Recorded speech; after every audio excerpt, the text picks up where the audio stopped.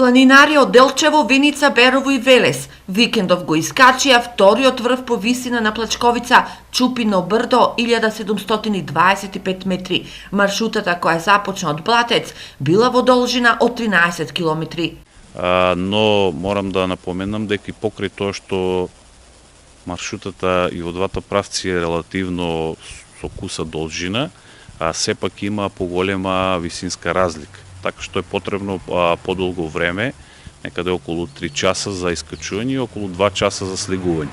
Целта на планинарското спортско друштво Голако Делчево е овој период со планинарските маршеви да ги промовира планините во Источна Македонија како атрактивни дестинации за планинарење.